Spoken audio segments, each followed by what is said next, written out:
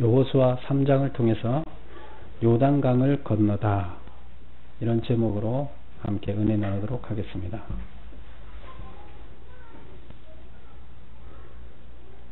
우리가 모세를 통해서 출애굽할 때 홍해를 건넌 것은 잘 기억하고 계시죠? 이스라엘 백성들이 홍해를 건널 때 홍해 바다가 갈라졌습니다. 그리고 그 바다, 갈라진 홍해 바다를 통해서 이스라엘 백성들이 그것을 잘 건넜습니다. 지금 오늘 나오는 것은 강이 틀립니다. 거기는 바다였어요. 오늘은 어디예요? 요단강입니다. 요단강은 홍해 바다보다는 작죠. 그러나 요단강이 어떤 곳이냐 하면, 요단강이 지금 이들이 지금 건너려고 하는 이 시기는 요단강을 건널 수 없을 만큼 물이 많은 시기예요. 아마 선교 여행을 갔다 오신 분들은 이스라엘을 갔다 오신 분들은 그렇게 얘기를 해요. 지금 실개천이더라, 거기를 가봤더니. 근데 거기에서 무슨 이런 역사가 있었느냐, 이렇게 얘기를 합니다. 근데 거기는 우기와 검기로 나눠지기 때문에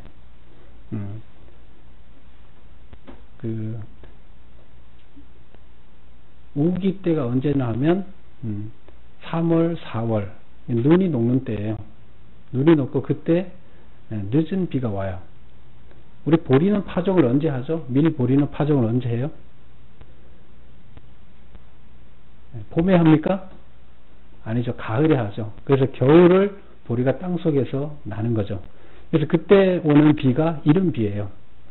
그 보리의 싹을 틔워야 되기 때문에 그 가을에 늦게 오는 비가, 그게 우리가 보면은 계절로 보면 늦었는데 씨 뿌리는 걸로 봤을 때는 씨 뿌리는 시기니까 이른 비예요. 그리고 3월, 4월 되면 어떻게 돼요?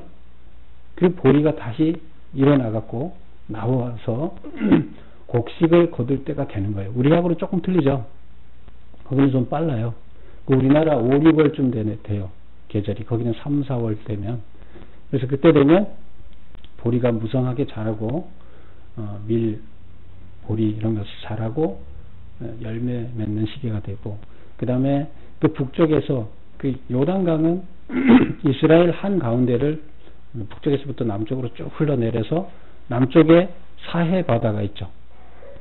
그래서 헬몬산이라는 높은 산에서부터 녹아서 그 갈릴리 바다, 거기가 호수예요. 갈릴리 호수를 이루고 그 호수에서 다시 쭉 내려가서 사해 바다로 들어갑니다. 그 사해 바다는 바다보다 더 낮은 강이에요. 강인데 물이 낮아서 어디로 나가지 못하니까 거기에 죽은 물이라 그래서 사해예요. 그리고 거기서 말라서 증발하고 없어지는 겁니다. 이게 요단강이에요. 그래서 갈릴리 호수에서부터 쭉 이어져서 거기까지 가는데, 거리로 따지면 그 거리가 한 300m, 아니 300km 정도 된다고 그럽니다. 근데 직선 거리로는 한 100km가 넘는데 400km 정도 된대요. 이렇게 개천은. 근데 그 요단강이 바로 눈이 녹는 곡식 거두는 시기 때 눈이 녹아서 거기가 범람을 하게 돼요. 그러면 평상시에는 좁지만 그때가 되면 어떻게 하냐면, 와디라고 여러분 들어보셨죠? 사막 지역에서는 갑자기 폭우가 쏟아지면 물이, 계곡이 평상시 길이었던 데가 다 계곡이 돼서 물이 넘칩니다. 사람이 다닐 수가 없어요.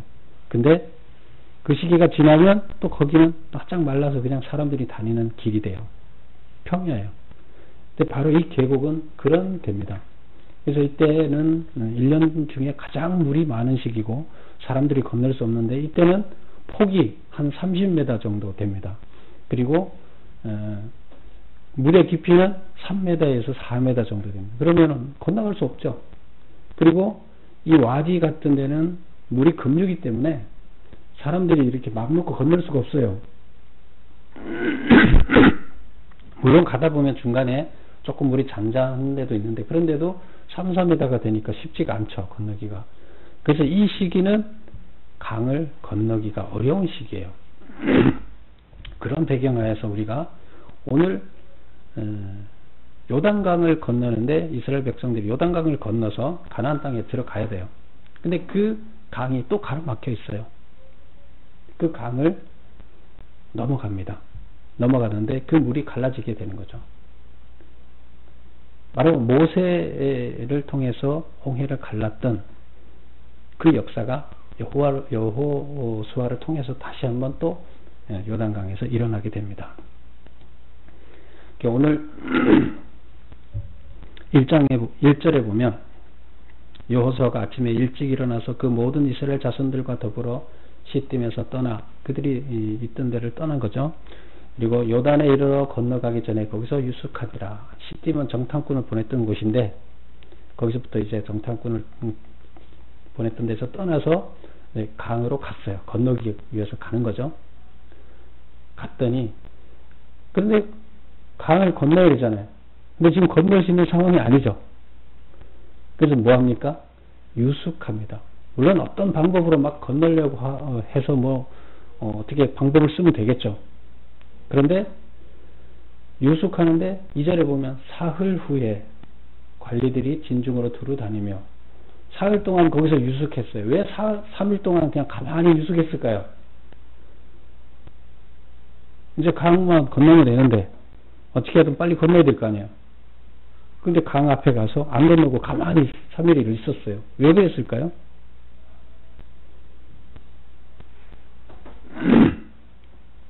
예, 장애물이 나타났죠. 장애물이 나타났을 때 우리는 어떻게 합니까? 어떻게 장애물을 넘어야 될 것인지를 고민해야 되죠. 근데 그것을 여호수아는 어떻게 고민하나 하면 내가 어떻게 해결해 보려고 하지 않고 하나님한테 의뢰합니다. 그리고 하나님한테 응답을 받는데 걸린 시간이 얼마예요?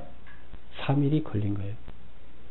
그래서 그 다음에 보면 사흘 후에 그 다음에 응답을 받았으니까 그 응답을 전달하는 겁니다. 보세요. 2절에 관리들이 진중으로 두루 다니며 백성에게 명령하여 이르되 이제 하나님이 이제 어떻게 하라는 걸 받았어요.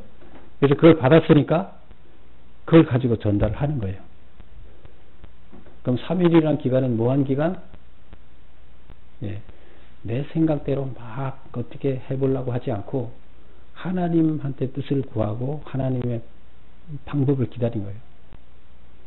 쉬운 일이 아니죠. 사람들은 막 그러겠죠. 아, 뭐 하는 거야 지금? 빨리 어떻게 대책을 마련해야지. 지도자가 뭐 하는 거야?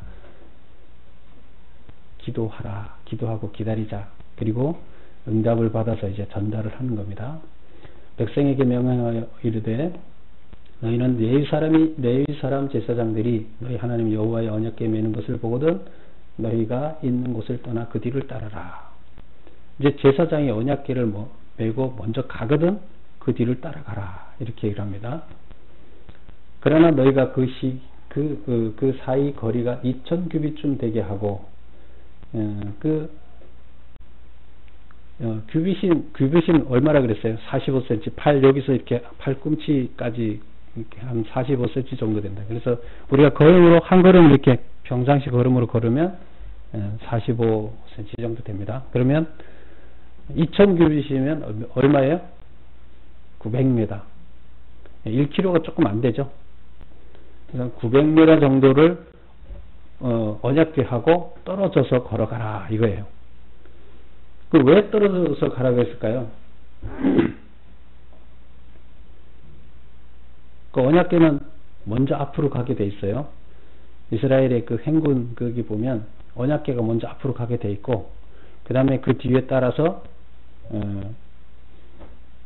거리를 두고 가는데 언약궤가 앞으로 간다는 것은 뭘 뜻하죠? 하나님이 먼저 행하시면 뒤따라 간다. 하나님의 인도하는 대로 따라간다. 불기둥과 구름기둥이 인도했던 것처럼 언약궤가 먼저 앞에 가고 가는 거예요. 사실 이거는 지금 강을 건너서 정복하러 가잖아요. 가나안 땅을. 근데 제일 중요한 전쟁에서 제일 중요한 전쟁의 법칙에 의하면 왕 장수는 어떻게 해요? 맨 앞에 서 있으면 안 돼요. 왕이 죽으면 전쟁 지는 거예요. 장수가. 그래서 뒤쪽에 있고 보호를 해야 되는데 다 둘러싸고. 근데 하나님의 방식은 하나님이 제일 앞에 갑니다. 그리고 따라오라. 근데 그 거리를 약 1km, 900m 정도를 띄워서 오라. 근데 왜 띄워오라 그러는지 그 다음에 나오죠. 뭐라고 나옵니까? 이것에 가까이 하지 말라. 그리하면 너희의 행할 길을 알리니 너희가 이전에 이 길을 지나보지 못하였음이라. 너희는 어디로 가야 될지 몰라요. 이 길을 와보지 않았으니까. 그러니까 하나님이 인도하는 대로 따라가기 위해서 잘 보이려면, 모든 백성들이 잘 보이려면 저만큼 가는 거리를 띄워놓고 가면 된다. 그리고 또 여기서는 나와 있지 않지만 뭐 때문인가 하면 하나님은 거룩하시기 때문에 하나님과 우리 백성들과 하고 사이는 적당한 거리를 유지해야 됩니다. 그게 거룩함에 가까이 가게 되면 타잖아요. 그래서 함부로 만지지도 못하게 했고, 성막에 만지면 죽게 했었죠. 그래서 가까이 가면 안 돼요. 거룩함. 우리 인간은 하나님처럼 거룩할 수가 없어요. 그래서 하나님과 우리하고 사이에는 우리가 거룩하지 않기 때문에 거리가 있어야 됩니다. 그래서 떨어져서 가라. 그리고 하나님께서 인도한다. 우리가 어디로 가야 될지 모르는데 하나님께서 인도하기 위해서 저만큼 가면 거기에 쫓아가야 된다. 이렇게 얘기를 합니다. 그리고 5절에 보면 여호수아가 또 백성에게 이르되 너희는 자신을 성결하게 하라. 이제 강을 건너는데 먼저 언약궤가 먼저 가는 것을 보고 쫓아가라 했고, 그 다음에 무슨 얘기를 하냐면 5절에 여호수아가 백성에게 이르되 너희는 백성을 성결하게 하라. 너희는 자신을 성결하게 하라. 여호와께서 내일 너희 가운데 기이한 일을 행하시리라. 왜 성결하게 해야 돼요? 자기를 성결하게 해야 되는 이유가 뭐예요? 너희를 성결하게 해라 그랬어요. 강 건너는데 왜 성결해야 돼요?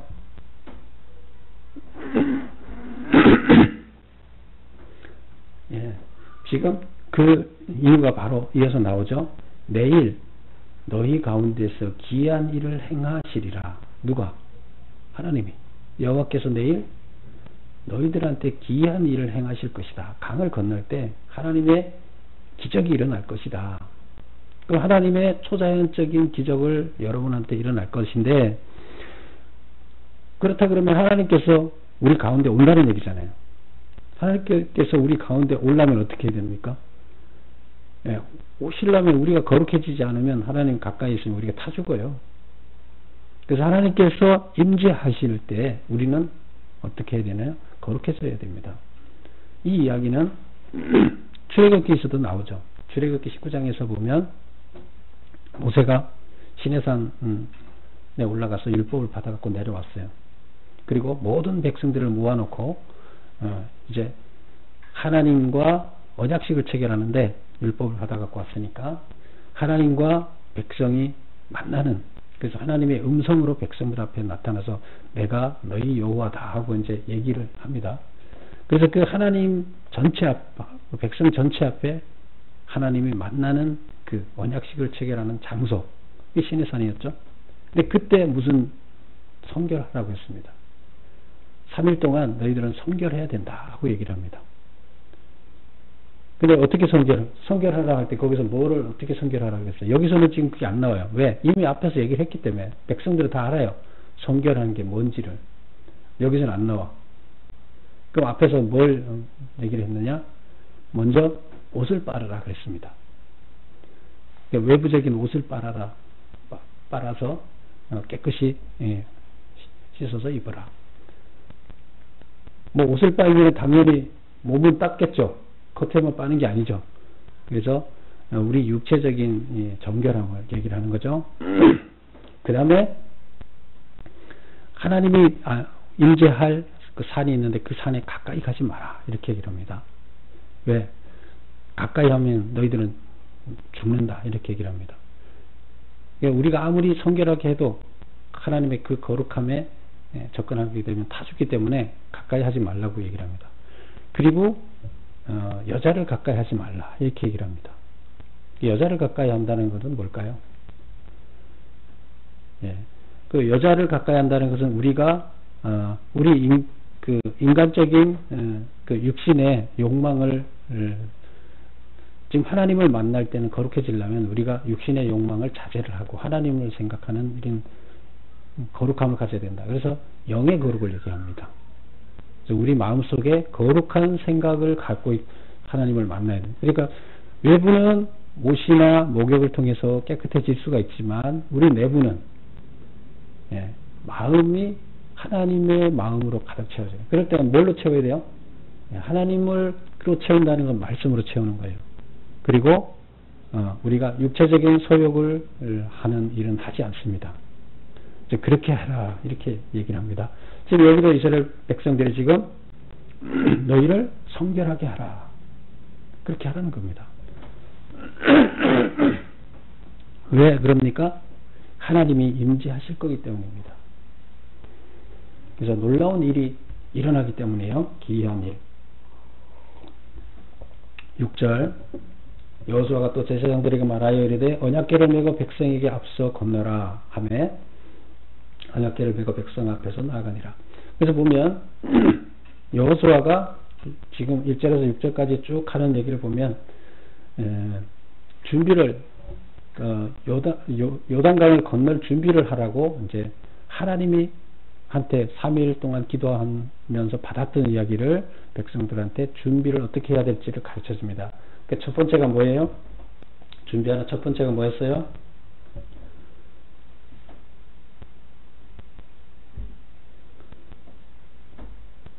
성결하게 하라. 그 전에 뭐가 있었어요? 언약궤를 뒤따라가라. 이제 준비하는 언약궤가 먼저 가고 뒤따라가라. 그 순서를 먼저 일러주죠. 그 다음에 두 번째 너희들 성결하게 해라. 그 다음에 세 번째는 무슨 얘기를 합니까? 여호수아가 제사장들에게 말하여 이르되 언약궤를 메고 백성 앞에 건너라 하매 백성들이 백성보다 먼저 가라.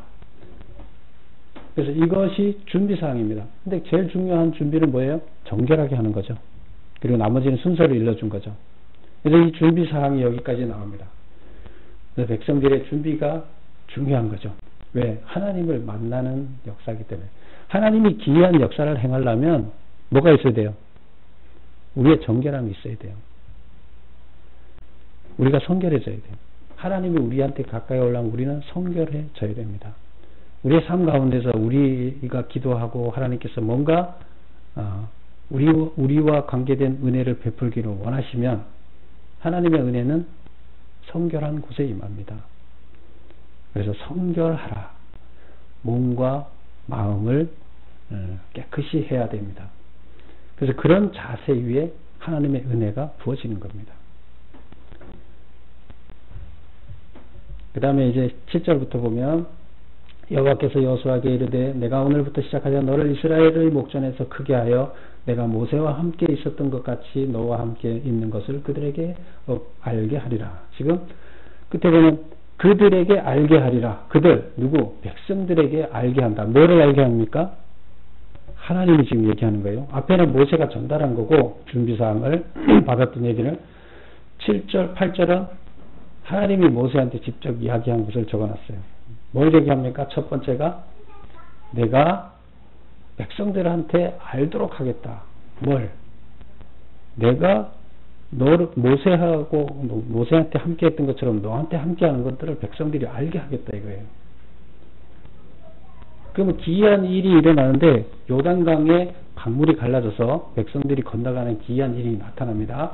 근데 그 일이 나타나는 목적이 뭔가를 여기 나타내는 거예요. 왜 그걸 그렇게 하느냐? 첫 번째 뭐예요? 백성들이 너를 모세처럼 똑같게 보게 하기 위해서 그렇게 하겠다는 거예요. 지금 모세는 출애굽에서부터 다 지금 그 역사를 하나님의 동행했던 걸 다 백성들이 경험을 했어요. 그런데 모세의 종이었던 여호수아는 아직 백성들이 그렇게 모세를 바라보는 권위가 여호수아한테 아직 없어요. 백성들이 바라보는 시각에서는. 그런데 지금 지금까지 훈련 과정이었다면 이제부터는 정말로 전쟁에 들어가는 과정이라고 그러면 어느 게 중요해요? 전쟁에 들어가는 과정 더 중요하죠. 물론 두 개 다 중요하지만 우리가 봤을 때 훈련하고 실전하고 어디가 중요해요? 실전이 중요해요. 그런데 실전의 장수가 권위가 없으면 무슨 일을 할 수 있겠어요? 그래서 하나님이 하나님의 일을 하는 사람한테는 하나님께서 권위를 부여해 줍니다. 그래서 가끔씩 그 사람들한테는 지도자들을 통해서 어떤 이적적인 것이 나타나는 거예요. 지금 여기도 마찬가지예요. 왜 나타난다고요? 권위를 부여해줘서 사람들이 하나님과 동행함을 알고 쫓아오게 하기 위해서 그렇게 해준다는 거예요. 그 중요한 거죠. 모세가 잘나서 뭐 권위를 부여했을까요? 여호수아가 잘나서 그럴까요? 하나님께서 백성들이 다 한 마음으로 하나님의 뜻을 쫓아오게 하기 위해서 지도자에게 부여하는 겁니다. 자, 그래서 이어서 이제 8절을 보면 너는 언약궤를 맨 제사장들에게 명령하여 이르기를 너희가 요단강 물가에 이르거든 요단에 들어서라 하라. 그래서 제사장들이 법궤를 메고 들어가게 되면 그 강에 가서 들어가라는 거예요. 물은 갈라져 있지 않지만 들어가라는 거예요. 그래서 이것을 지시합니다. 뭘 지시합니까? 처음에는 첫 번째는 내가 왜 그 강물이 갈라지게 하느냐? 권위를 부여해 주기 위한 것이다. 이런 얘기를 합니다. 그리고 언약궤를 맨 제사장들이 들어가서 강물이 갈라질 것이다 얘기를 하고 9절을 보면 여호수아가 이스라엘 자손에게 이르되 이리 와서 너희의 하나님 여호와의 말씀을 들으라. 이제 무슨 말을 했는지는 지금 앞에서는 생략되어 있어요. 지금 요것만 7절 8절은 간단하게 썼고 무슨 말을 했는지 생략되어 있고 그거를 백성한테만 전달함으로 인해서 무슨 말을 들었는지를 이야기하고 있습니다. 그래서 와서 들으라 하면서 10절부터 살아계신 하나님이 너희 가운데 계시사 가나안 족속, 헷 족속해서 세어보세요. 족속이 몇 개예요? 가나안, 헷, 히위, 브리스, 기르가스, 아모리, 여부스 몇 개요? 예, 7개. 어떤 데는 6개도 써놓은 데도 있고 어떤 데 7개 써놓은 데도 있고 근데 어떤 데는 가나안 족속이라고 보다 쓰는데 이게 통칭 대표할 때 이들 족속 다 대표할 때 가나안 족속이라는 말을 써요. 또 어디는 아모리 족속이라고 이들을 다 대표하는 가나안의 부족들을 아모리 족속이라고 이렇게 얘기를 해요. 앞에서 우리 봤죠? 아모리 족속의 죄가 아직도 충만하지 않았기 때문에 내가 아직 거기 들어가지 않게 했다. 이게 뭐예요? 가나안 백성들이 아직 죄로 꽉 차서 멸망시킬 때가 안 됐다는 거예요. 이제는 죄로 꽉 차서 더 이상 견디지 못하면 거기를 그들로부터 땅을 뺏겠다는 거예요. 그래서 그때 아모리 족속이라고 얘기를 하지만 가나안 족속 전체를 얘기하는 거예요. 그래서 여기서는 7부족이 있었던 걸로 이렇게 얘기를 하고요. 그래서 10절에 보세요. 살아계신 하나님 처음에 보면 살아계신 하나님이 너희 가운데서 계시사 이 모든 것을 반드시 쫓아내실 것으로 너희가 알라. 이들을 쫓아내겠다는 거예요. 근데 살아계신 하나님이 중요합니다. 살아계신 하나님은 어떤 하나님이에요? 반대는 죽어있다는 거죠. 살아있다. 이 얘기는 지금 가나안의 족속들이 믿고 있는 우상을 섬기고 있는 그들의 우상들은 어떤 우상이에요? 사실은 신이 없는 거죠. 신은 하나님밖에 없는데 가짜 신을 인간들이 만들어 놓고 섬기는 거예요. 자기네가. 그래서 그거는 살아있는 신이 아니에요. 죽은 신이에요. 없는 데 만들었으니까 살아있는 신이 아니죠. 그래서 그와 반대로 지금 여호와 하나님은 살아계신 분이다. 그 살아계신 분이 지금 그들을 죽어있는 신을 믿는 그들을 몰아내고 살아있으니까 당연히 죽어있는 신을 뭐 어떻게 상대가 되겠어요? 그리고 그들을 쫓아낼 것이다. 11절 보라 온 땅에 주의 언약궤가 너희 앞에 요단을 건너 가나니 이제 이스라엘 지파 중에서 각 지파에 한 사람씩 12명을 택하라. 그래서 이스라엘 그 가나안 땅에 있는 사람들을 다 몰아내는데 누가 몰아내느냐? 살아계신 하나님 몰아내신다는 거예요. 그 다음에 12절 보세요. 13절 보세요. 온 땅의 주 여호와. 10절에서는 살아계신 하나님을 얘기하는데 13절에는 온 땅의 주 여호와라고 얘기합니다. 온 땅의 주인이신 하나님, 이런 얘기예요. 지금 가나안 땅의 주인이 누구예요? 가나안 사람이에요? 이 온 우주를 누가 창조했어요? 하나님이 창조했잖아요. 다 하나님 땅이에요. 하나님 땅인데 하나님이 이렇게 살게끔 다 만들어줬죠. 너는 거기서 살아. 임대해 준 거죠. 임대해 줬는데, 근데 가나안 사람들이 그 땅에 죄가 무성하게 하면 어떻게 해요? 하나님이 임대해 줄 때는 어떤 목적으로 임대해 줬어요? 하나님 뜻에 따라 잘 살아라, 선하게 잘 살아라, 하나님 잘 믿으라 하고 해줬더니 뭘 하고 있어요? 죽어있는 가짜 신을 만들어 놓고 자기네 욕망을 충족시키기 위해서 살아가는 그들의 모습을 보고 죄로 가득 차 있어요. 그럼 하나님 어떻게 해야 돼요? 빼앗아야죠. 목적이 안 맞으니까 다시 뺏는 거예요. 그래서 그러면 우리가 그러죠. 아유, 하나님이 왜 멀쩡히 있는 가나안 사람들의 땅을 뺐냐? 아니, 그들 땅이에요. 원래 하나님 땅인데 무상으로 임대해줬더니 나쁜 짓만 하고 있으니까 쫓아내고 선하게 살 사람을 가서 그 땅이 지금 황폐해지고 있어요. 악으로 가득 차 있어요. 선으로 채울 사람들을 훈련시켜서 거기에 들여보내는 거죠. 그래서 신학적인 논리로 이게 거기 왜 들어가야 되느냐, 왜 남은 땅을 뺐느냐가 아니에요. 그래서 여기서 그 말이 있어요. 그 말이 그거를 대변해 줍니다. 온 땅의 주인이다. 그래서 가나안 땅의 주인이 가나안 땅에 그 세대로 사는 사람이 잘못하니까 그들을 내쫓고 너희들한테 다시 그 땅을 잘 관리하도록 너희를 보내는 것이다. 이런 의미가 그 안에 들어있어요. 그래서 온 땅에 주 여호와의 궤를 맨 제사장들의 발이 물을 밟으며 물이 끊어지리라 이렇게 얘기를 합니다. 그래서 여기까지 보면 7절에서부터 지금 13절까지 이야기는 무슨 이야기냐? 앞에서는 6절까지는 준비하는 거고 여기에서는 지시를 하는 겁니다. 강을 건너는 방법에 대해서 지시를 하는 거고 14절부터 이제 17절까지는 실제로 실행을 하는 겁니다. 그게 14절 보면 백성이 요단을 건너려고 자기들의 장막을 떠날 때 제사장들은 언약궤를 메고 백성 앞에 나갔다. 그래서 먼저 나갔어요. 15절 보면 요단이 곡식 거두는 시기는 항상 언덕에 넘치더라. 물이 넘치는 거예요. 궤를 맨 자들이 요단에 이르며 궤를 맨 제사장들의 발이 물가에 잠기자. 곧 위에서부터 흘러내리던 물이 그쳤는데 어떻게 그쳤느냐? 사르단이라는 마을이 있어요. 근데 사르단이라는 마을에 있는데 거기까지가 지금 여기 여리고성, 이들이 여리고성 건너편에 있죠. 여기에서 건너야 할 위치에서부터 사르단이라는 거리까지는 한 20km 정도 거리가 돼요.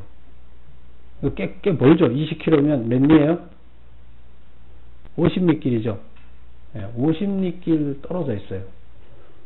근데 그 사르단이라는 곳이 20km 떨어져 있고 그 다음에 거기에서 또 조금 더 가면 아담 성읍이 있어요. 그거는 거기서부터 한 5km 더 떨어져 있어요. 그러면 25km 떨어져 있는 거리예요. 거기에 무슨 일이 일어났느냐? 아담 성읍에 무슨 일이 일어났느냐? 물이 일어나서 한 곳에 쌓인다는 거예요. 물이 흘러내리지 않고 거기서 담이 쳐진 것처럼 물이 거기서 쌓여서 밑으로 내려오지 않고 거꾸로 거기서 쌓여서 높아지고 밑으로 안 내려온다는 거예요. 사해로 흘러가야 할 물이 안 내려오는 거예요. 이게 언제 일어난 일이에요? 제사장들이 언약궤를 메고 발을 강에 담그니까 그런 현상이 일어났어요. 그러면 거기서부터 여기까지 거리가 25km 되는 거리가 다 마른 거죠. 그리고 거기는 위로 담이 쌓여진 것처럼 물이 위로 쌓이는 거예요.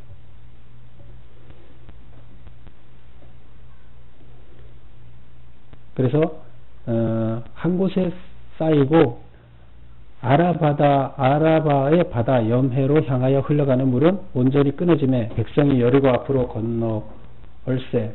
바로 건넜어요. 여호와의 언약궤를 맨 제사장들은 요단강 가운데 마른 땅에 굳게 서고 그 모든 백성이 요단강을 건너기를 마칠 때까지 모든 이스라엘은 그 마른 땅으로 건너갔더라. 그래서 백성들이 다 건널 때까지 한낮을 걸리겠죠. 200만 명이나 되니까. 그때까지 제사장들은 거기서 계속 법궤를 베고 거기 있어야 되는 거예요. 언약궤를 베고. 그래서 다 건넌 다음에 이제 건너오는 겁니다. 지금 여기까지 보면 이제 강을 건너면서 3장이 끝납니다. 여러분 여기서 강은 뭘 의미할까요? 강.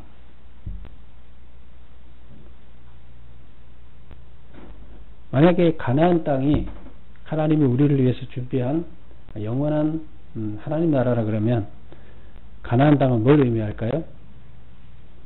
가나안 땅으로 들어가는데 장애물이 되는 거예요. 가나안 땅에 들어가는 장애물, 우리가 영원한 하나님 나라에 들어가는데 장애물이 되는 게 뭘까요?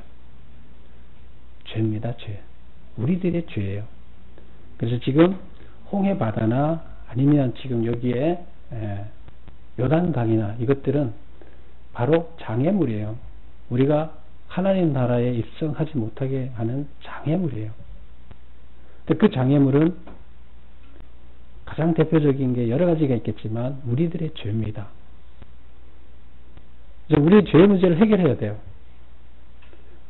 근데 그 죄의 문제를 어떻게 해결합니까? 뭘로 해결합니까? 우리가 스스로 어떻게 할 수 있는 게 아니에요. 죄의 문제는. 그래서 여기서도 어떻게 했어요? 여호수아가 누구 이야기를 들었습니까? 하나님이 결국 죄의 문제를 해결한 거예요. 하나님이 강의 문제, 강물의 문제를 해결한 겁니다. 그래서 우리는 하나님을 의지해야 됩니다. 그래서 지금 강물의 문제, 죄의 문제를 해결하기 위해서 우리는 성결해지고 하나님을 초대해야 되는 겁니다.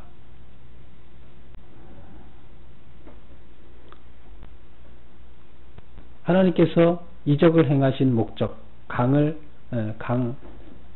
요단강에 갈라지게 해서 이적을 행한 목적은 처음에는 우리가 여호수아의 권위를 부여해 주기 위해서 지도자에게 이렇게 얘기했어요. 그 다음에 두 번째는 뭘 보여주기 위한 거예요?